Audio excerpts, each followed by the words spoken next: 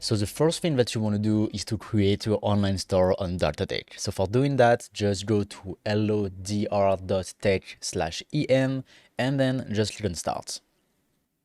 Once you're here, just click on start now. And then you can choose your website name. So I will just put Martin Shop.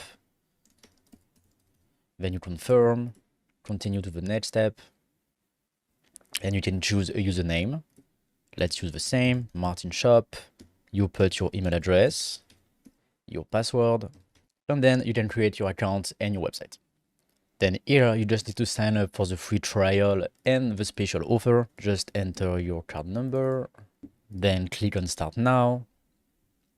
And then that's good. Welcome to Dartatech. So we have a few questions for you just to know a bit more about where you come from and how you heard about Dartatech. So you can just answer these questions. Okay. And right after that, you can directly access your store. Just click on the name of your store.